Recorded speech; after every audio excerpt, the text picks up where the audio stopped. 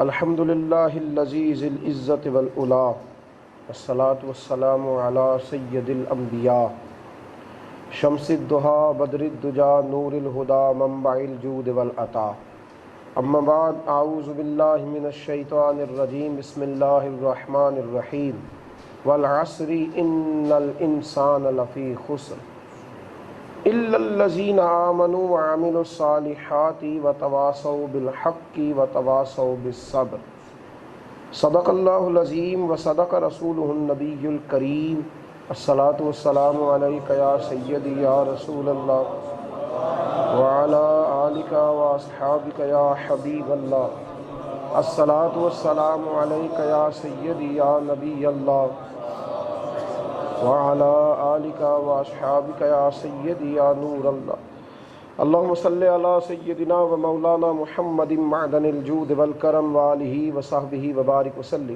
حمد و صلاۃ کے بعد بندہ مومن کی زندگی میں کچھ چیزیں اس کے لیے نفل ہیں، کچھ چیزیں اس کے لیے سنت ہیں، کچھ چیزیں مستحبات ہیں اور کچھ چیزیں اس کی ذمہ داری ہیں۔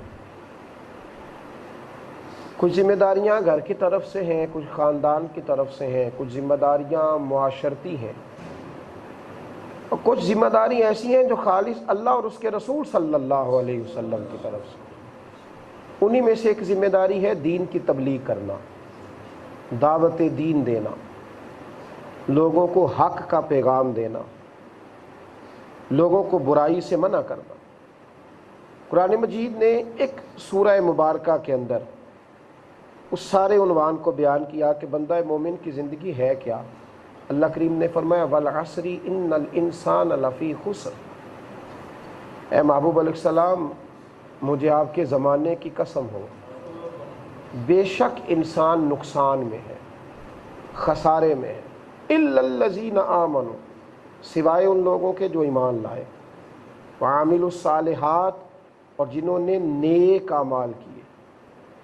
ایمان لائے پھر نیک اعمال کیے، پہلے ایمان لائے پھر نیک اعمال کیے تو یا اللہ یہاں بات ختم ہو گئی؟ فرمایا نہیں، اب ایمان لانے کے بعد وہ یہ کریں گے کہ وَتَوَاصَوْا بِالْحَقِّ، اب وہ حق بات کی تلقین کریں گے، اب وہ حق کا پیغام آگے دیں گے۔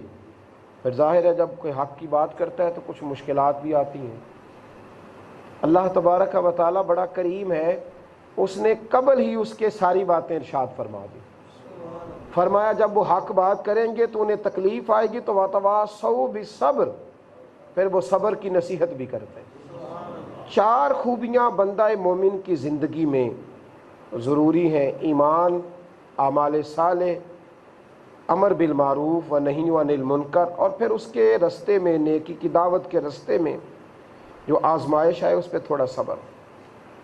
یہ ہو نہیں سکتا کہ آپ دین کی بات کریں آپ پر مشکلات نہ آئیں، اور اگر صحیح کریں تو پھر آپ یہ کہیں کہ اب میرے اوپر کوئی دشواری نہ ہو، یہ ممکن نہیں، اس لیے کہ یہ دین ہے۔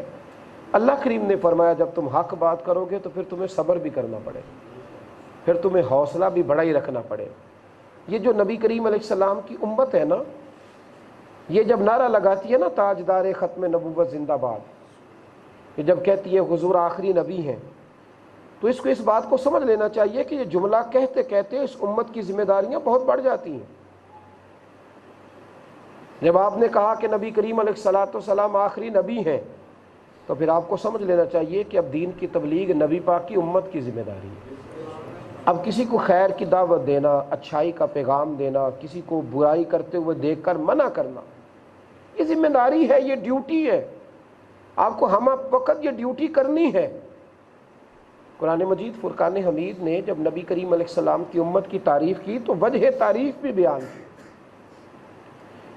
تعریف کی تو اس کی وجہ بھی بیان کی۔ ارشاد فرمایا کنتم خیر امت اخرجت للناس، تم بہترین امت ہو، تمہیں لوگوں کے بھلے کے لیے پیدا کیا گیا ہے، اور بھلا تم نے کیا کرنا ہے؟ وہ بھلا یہ ہے کہ تأمرون بالمعروف وتنہون عن المنکر، تم نے لوگوں کو بھلائی کا حکم دینا ہے اور برائی سے منع کرنا، یہ تمہاری ذمہ داری ہے۔ تکلیف اور افسوس کی بات یہ ہے کہ اپنے گھر کی ذمہ داریاں پوری کرنے کے لیے دنیا نکلی ہوئی ہے، صبح و شام اس کی منصوبہ بندی ہے، اس کے لیے کوشش ہے، پلاننگ ہے۔ ایک چھوٹا سا قبیلہ اور خاندان ہے، 5-6 لوگ اس کی ذمہ داری ہیں، اور اس کے لیے یہ انہی کے لیے سوچتے ہوئے سوتا ہے، اور صبح جب آنکھ کھلتی ہے تو انہی کو سوچتا ہوا اٹھتا ہے۔ اس دین کے لیے منصوبہ بندی کون کرے گا؟ لوگ زیادہ سے زیادہ دین سیکھ جائیں، یہ پروگرام کون بنائے گا؟ مساجد زیادہ بن جائیں، اس پر توجہ کون کرے گا؟ کس قدر اب تکلیف کی بات ہے کہ ہمارے جتنے بھی جرگے ہوتے ہیں، جتنی بھی میٹنگیں ہوتی ہیں، ساری کی ساری قبیلوں کے لیے، خاندانوں کے لیے، دین کے لیے کون بات کرے گا؟ کہاں گئے وہ لوگ جو کہا کرتے تھے میری زندگی کا مقصد تیرے دین کی سرفرازی، میری زندگی کا مقصد تیرے دین کی سرفرازی، میں اسی لیے مسلمان، میں اسی لیے نمازی، میں اسی لیے مسلمان، میں اسی لیے مسلمان۔ میں نے کلمہ اس لیے نہیں پڑھا تھا کہ میرا ثواب بڑھ جائے گا، میری عبادتیں بڑھ جائیں گی، محبوب میری زندگی کا مقصد تیرے دین کی سرفرازی، میں اسی لیے مسلمان، میں اسی لیے۔ آج آپ اندازہ کر لیں کتنے لوگ ہیں جو کسی کو مشورہ دیتے ہیں کہ یہ کاروبار کرے تو بچ جائے گا، دین کے لیے کوئی کسی کو پیغام ہی نہیں دیتا، کوئی کسی کو نہیں کہتا کہ واپس آ جا، یہ رسول اللہ کا دین ہے، یہ عمل کرنے کے لیے آیا۔ دین نبی دا وانگ یتیمہ رووے تے کرلاوے تے آکھے کتھوں لبا عمر بہادر جڑا مینوں سینے لاوے۔ وہ خالص دین کی منصوبہ بندی، میرا دین آگے نکل جائے، میرے دین میں شعور آئے۔ دینداروں نے بھی دینداری کی تو اپنے نام بلند کرنے کے لیے، اللہ ماشاءاللہ میری طرح کے بہت سارے لوگوں نے اپنی واہ واہ کرائی، پھر وہ نکل گئے۔ خدا را تأمرون بالمعروف وتنہون عن المنکر، آگے بڑھیں۔ کوئی تو کسی کو بتائے کہ یہ گناہ ہے، کوئی تو کسی سے کہے تو غلط کر رہا ہے، کوئی ہو جو بات کرے۔ ہاں لوگ تانا دیں گے، لوگ برا کہیں گے، تو یار یہ بڑی اچھی بات نہیں کہ تجھے تیرے لیے برا نہیں کہا گیا، تجھے تیرے دین کی وجہ سے برا کہا گیا۔ کیا تیرا درجہ اونچا نہیں ہو گیا؟ تو کس کے لیے ڈھال بنا ہے؟ تو نے سوچا ہی نہیں؟ میرے رسول کریم صلی اللہ علیہ وسلم نے فرمایا میری امت کے لوگوں، خطبہ حجت الوداع کے دوران کسوہ نامی اونٹنی پر بیٹھ کر 1.25 لاکھ کے مجمع کو خطاب کرتے ہوئے حضور نے فرمایا بلغوا انی ولو آیا، میری ایک ایک آیت لے لو اور دنیا میں نکل جاؤ، پیغام دو میرا دنیا میں، پیغام دین عام کرو، نکل جاؤ، یہ تمہاری ذمہ داری ہے۔ میں اکثر کہا کرتا ہوں کہ مدینہ منورہ میں انتقال کرنے کی، جنت البقیع میں دفن ہونے کی بڑی فضیلت ہے، لیکن حضرت بلال حبشی کا مزار ملک شام میں ہے۔ نبی پاک کے جو میزبان تھے نا حضرت ابو ایوب انصاری، ان کا مزار ترکی میں ہے۔ حضرت سعد بن ابی وقاص کا مزار چائنا میں بتایا جاتا ہے کچھ روایتوں کے مطابق۔ یارو یہ سارے لوگ نکل گئے، اور جو مدینے کے وارث تھے، جو مدینے کے وارث تھے حسنین کریمین، جو وارث تھے، مولا کائنات شیر خدا کا مزار کوفے میں ہے، جناب حسین ابن علی رضی اللہ تعالیٰ عنہ کی قبر نور کربلا میں ہے۔ یارو یہ لوگ بھی اگر یہی کہتے رہتے کہ ٹھیک ہے اللہ کے دین کا کام ہے وہ خود ہی کر لے گا، اور آگے نہ بڑھتے، کچھ جد و جہد نہ کرتے، تو یہ بھی کہتے کہ مدینہ میں مسجد نبی میں دفن ہو جانا چاہیے، بڑی فضیلت ہے۔ پر صحابہ نکل گئے، عمر فاروق بھی نکلے، عثمان غنی بھی نکلے، مولا علی بھی نکلے، صدیق اکبر بھی نکلے، طلحہ و زبیر بھی نکلے، نکلے میدانوں میں، یہ گلی گلی گئے، نگر نگر گئے، کوچہ کوچہ گئے، اور پوری دنیا میں میرے رسول پاک کے نام کے جھنڈے بلند فرما دیے، قرآن کے پیغام کو عام کیا۔ اور میرے رسول پاک نے وصیت فرمائی، فرمایا میری امت یاد رکھنا، یا تو تم نیکی کا حکم کرو اور برائی سے منع کرو، یا تو تم نیکی کا حکم کرو برائی سے منع کرو، ورنہ اللہ تعالیٰ ظالم حکمران لائے گا، ظالم حکمران آئیں گے۔ حضور نے فرمایا پھر تمہارے نیک لوگ دعائیں بھی کریں گے تو اللہ ان کی دعاؤں کو بھی روک دے گا، اللہ ابھی روک دے گا، ابھی ان کی قبولیت نہیں نازل ہوگی۔ نیکی کا حکم دینا، لوگ کہتے ہیں جی مجھے کیا لگے، وہ اپنی قبر میں ہے میں اپنی قبر میں ہوں، ایسا نہیں میاں ہوتا، ایسے نہیں ہوتا۔ جب پڑوسی کے گھر میں آگ لگ جائے اور اس آگ کو بجھایا نہ جائے تو وہ ہمارے گھر بھی آ جاتی ہے، ساتھ والوں کے گھر کی آگ بجھے گی تو ہمارا گھر محفوظ رہے گا۔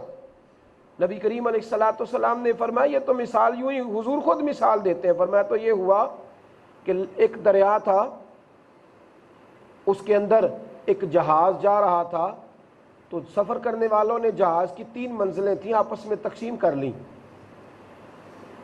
کچھ لوگ نیچے والی منزل پہ، کچھ درمیانے والی پہ، کچھ اس سے اوپر والی پہ۔ جو نیچے والے لوگ تھے ان کے پاس پانی ختم ہو گیا تو اوپر والوں سے کہا پانی دو، تو انہوں نے کام نہیں دیتے، تو اب ان نیچے والوں نے کہا کہ ٹھیک ہے تو ہم جہاز کے اندر سے سوراخ کر کے تو پانی نکالنے لگے۔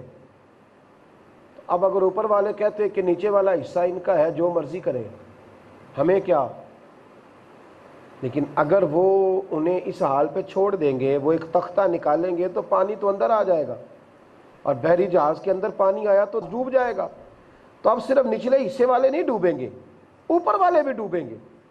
اب ان کو کرنا کیا ہے کہ ان کا ہاتھ پکڑیں کہ ہم تمہیں اس جہاز کے اندر سوراخ نہیں کرنے دیں گے، اگر تم سوراخ کرو گے ڈوبو گے بھی اور ہمیں ڈبو گے بھی، منع کرے گا سارا زمانہ۔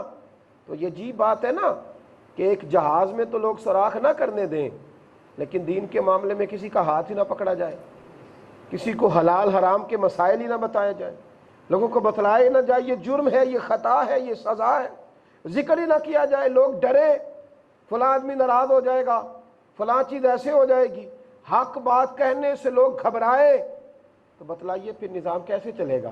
ہمارے بزرگوں نے جد و جہد کی، حق کے لیے کوشش کی، وہ آگے بڑھے، انہوں نے یہ نہیں دیکھا کہ لوگ ہمیں کیا کہیں گے، اس طرف توجہ نہیں کی، بلکہ آگے بڑھ کے حق کا پیغام دیا۔ میرے نبی کریم علیہ السلام کی امت کے لوگوں نے ہمیشہ کلمہ حق بلند کیا، اور حضور نے فرمایا افضل الجہاد کلمۃ الحق عند سلطان الجابر، سب سے افضل جہاد یہ ہے کہ جب جبر کرنے والا آدمی تمہیں نظر آئے تو اس کے سامنے بھی کلمہ حق کی بیان کرو، حق بات کہو، سچی بات، سچی بات، اور لوگوں کو دین کا پیغام دو، نماز کا پیغام دو، بے حیائی سے منع کرو، بتاؤ یہ فحاشی ہے، یہ عریانی ہے، یہ بے حیائی ہے، اس سے بچا جائے، اور لوگوں کو بتلاؤ کہ یہ خیر ہے، اس طرف آؤ گے تو بچو گے۔ حضرت بایزید بسطامی رحمۃ اللہ تعالیٰ علیہ کا زمانہ مبارکہ تھا، تو بسطام نے ایک طوائف نے آ کے ڈیرا لگایا، سب نوجوانوں کا رخ اس کے مکان کی جانب ہو گیا، وہی ہوا جو آج کل ہوتا ہے، لوگ چوکوں میں کھڑے ہو کے گینتے تو کرتے اس کا بچہ بگڑ گیا، یہ ایسے ہو گیا، وہ ایسے ہو گیا، لیکن کوئی اس کو روکتا نہیں تھا۔ حضرت بایزید بسطامی رحمۃ اللہ علیہ نے اس زمانے کے اندر جو لوگ تھے نا ان سب سے بات کی، اس کو روکا جائے، ہمارے بچے بگڑ رہے ہیں، لیکن کسی نے توجہ نہ کی۔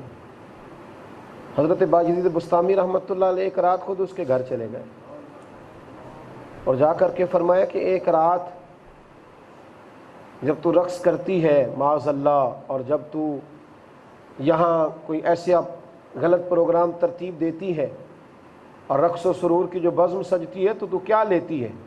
اس نے کہا اتنے پیسے میں لیتی ہوں۔ فرمایا آج رات میں آؤں گا اور اتنے پیسے میں دوں گا تو مجھے گانا سنائے گی، معاذ اللہ تعالی۔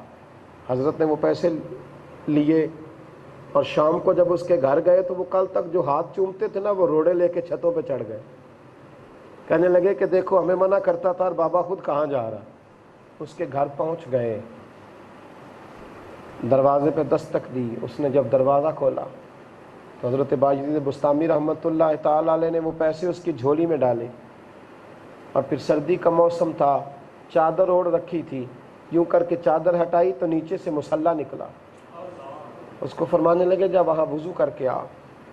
وہ خاتون وضو کر کے آئی تو حضرت نے اپنے بوڑھے ہاتھوں سے مصلی بچھایا اور کہنے لگے تو نے کچھ نہیں کرنا، مصلی پہ کھڑی ہو جا اور نماز شروع کر دے۔ اس نے اللہ اکبر کہہ کے نماز کی نیت باندھی تو حضرت بایزید بسطامی سفید داڑھی اپنا سر کچی زمین پہ رکھ دیا، آنسو چھلک کر نکلے، اور عرض کرنے لگے اللہ میری اوقات اتنی تھی، اتنی میری اوقات تھی، میں سے مصلی تک لے آیا ہوں، میں دل نہیں بدل سکتا، میری بس اتنی حیثیت تھی، میں نے مصلی پہ کھڑا کر دیا۔ عرش کے مالک فضل فرمانا، اس کا دل بدل دے، اس پہ رحمت فرما دے، اے اللہ کرم نوازی فرمانا۔ حضرت بایزید بوڑھے آدمی، ٹوٹتے اور گرتے الفاظ आंखों में आंसू, लरसते हाथों से चेहरे पर हाथ फेरे। सुबह लोग रोड़े लिए खड़े थे कि बाबा निकलेगा तो पत्थर मारेंगे, लेकिन जब फजर का वक्त हुआ, दरवाज़ा खुला तो अंदर से वो तवाइफ निकली, चेहरे पे नकाब ओढ़ा है। कहने लगी, लोगों आज के बाद ना इसको तवाइफ का मकान समझ के ना आना, मैंने इसे मस्जिद बना दिया है। अब क़यामत तक यहाँ से मेरे मुस्तफ़ा करीम के नाम की अज़ानें पढ़ी जाएंगी। अल्लाह ने इस बुज़ुर्ग की तबलीग से, अल्लाह करे बायज़ीद मिले, अल्लाह करे कोई जुनैद बगदादी मिले, अल्लाह करे किसी भटके हुए को कोई अली बिन उस्मान हजवेरी मिले, अल्लाह करे आज भी गुनाहों में लिथड़े हुए नौजवान तड़प रहे हैं कि हमें कोई मोइनुद्दीन अजमेरी मिले, कोई निज़ामुद्दीन मिले, कोई इमाम अहमद रज़ा बरेलवी मिले, कोई मिले ऐसा। अगर कोई शुएब आए मुजस्सर, शुबानी से कलीमी 2 कदम है। मेरे रसूल करीम अलैहिस्सलातु सलाम ने इरशाद फरमाया कि इब्ने आदम का कलाम हमेशा क़यामत में कुछ कलाम ऐसे होंगे जिस पर उसे अफसोस होगा, मैंने ये बात क्यों की। लेकिन अगर उसने वो बात तबलीग के लिए की, अमर बिल मारूफ किया, लोगों को गुनाह से रोका, तो फिर उसे अफसोस नहीं होगा, बल्कि वो जुमले क़यामत के दिन उसके लिए अजर का बाइस बन जाएंगे। हमारे बुज़ुर्ग निकला करते थे, उन्होंने जो वाज़ किए, जो तबलीगें की, जो जद्दोजहद की, हुज़ूर गौसे पाक रज़ी अल्लाह ताला अन्हु 70 हज़ार के मजमे में तकरीर करते थे, और जब फारिग होते थे 10 लोग उस कोने से उठते थे, कहते थे हम बहुत बड़े डाकू थे, आज के बाद तौबा करते। 20 लोग उस कोने से निकलते थे, हुजूर हम रिश्ते तोड़ने वाले थे, आज के बाद माँ बाप को मनाएंगे, मोहब्बतें बांटेंगे, प्यार करेंगे। 50 उस कोने से निकलते थे, हुजूर कभी नमाज ना पढ़ी थी, कुरान शरीफ के करीब नहीं गए थे, अब पाबंदी किया करेंगे। दोस्तों, उन लोगों ने लोगों पर मेहनत की, उन्होंने जद्दोजहद की, उन्होंने दुआएं मांगी, उन्होंने इल्तजाएं की, उन्होंने कोशिशें फरमाई, अपनी ज़िंदगी में हमेशा पैगाम हक़ दिया। उनकी कोशिश रही कि अल्लाह का कोई बंदा दोज़ख में न जाए, उनकी ये तड़प रही। हज़रत अबू बकर शिबली रहमतुल्लाह ताला अलैह शदीद बीमार थे, हाकिम वक्त आपका अकीदतमंद था। उसने जब देखा कि शेख बहुत अलील हो गए हैं, तो उसने एक तबीब को कहा, तबीब ईसाई था, बूढ़ा हो गया था, उसको कहा कि अगर मेरे मुर्शद ठीक हो गए, उनका इलाज कर, अगर वो ठीक हो गए तुझे इतने पैसे दूंगा कि फिर मतब खोलने की ज़रूरत नहीं रहेगी। उसने कहा अच्छा। वो आया, हज़रत का इलाज करने लगा। वो कहता है जितने मेरे पास नुस्खे थे मैंने सारे आजमाए, हज़रत की टांगों को फालज हो गया था, उठा नहीं जाता था, लेकिन वो उनकी सेहत ठीक ना हो सकी। तो एक दिन ना वो ईसाई तबीब खुद बोला करने लगा, हुजूर अगर आप ठीक हो जाए ना, मेरा काम बन जाएगा, मेरा काम बन जाएगा, मुझे बादशाह इतने पैसे दे देगा कि मेरी अगली ज़िंदगी आसानी से गुजर जाएगी, खुदा करम फरमाया आप ठीक हो जाएं। तो हज़रत फरमाने लगे मेरा इलाज तो तेरे पास है। उसने कहा जी नहीं, मैंने तो सारे नुस्खे इस्तेमाल किए। फरमाया नहीं, तेरे पास ये इलाज है, अगर तू करेगा तो मैं ठीक हो जाऊँगा। कहा वो क्या? तो फरमाने लगे तू ईसाई है, कलमा पढ़ जा मेरे महबूब का, मैं खुशी में ठीक हो जाऊँगा। तो कलमा पढ़ जा, इसलिए कि मौला अली शेर खुदा फरमाते हैं तेरी वजह से एक आदमी अगर राह रास्त पे आ गया तो समझ तेरी दुनिया भी बन गई, आखिरत भी बन गई। उस ईसाई ने कलमा पढ़ा, जब कलमा पढ़ा तो हजरत उठने लगे, लेकिन अभी टांगे कांपती थीं। फरमाने लगा, अर्ज करने लगा टांगे क्यों कांपती हैं? फरमाने लगे तूने अभी आजमाने के लिए पढ़ा है ना, दिल से पढ़ मैं ठीक हो जाऊंगा। तो कहने लगा हुजूर वाकई मैंने आजमाने के लिए पढ़ा था, अब समझ आ गई है, आपका दीन भी सच्चा है और दीन की तबलीग का आपका जज्बा भी सच्चा है, मैं दिल से कलमा पढ़ता हूँ। उसने दिल से कलमा पढ़ा तो अल्लाह ने हज़रत अबू बकर शिबली को शिफा अता फरमा दी। उखरिजत लिन्नास तअमुरून बिल मारूफ, तुम बेहतरीन इसलिए हो कि नेकी को हुक्म देते हो और बुराई से मन, ये मोमिन की ज़िम्मेदारी है। और वो ज़िम्मेदारी है जो अल्लाह रसूल ने लगाई है। अपनी ज़िम्मेदारियों के लिए तो गली गली घूमते हो, कुछ गलियां इसलिए भी घूमो कि अल्लाह रसूल की लगाई ज़िम्मेदारी पूरी करनी, कुछ इसलिए भी घूमो गलियां, कुछ शहर, कुछ बाज़ार इसलिए भी घूमो कि वो ज़िम्मेदारी पूरी करनी है जो मुस्तफ़ा करीम लगा गए। अल्लाह समझने की तौफीक अता फरमाए।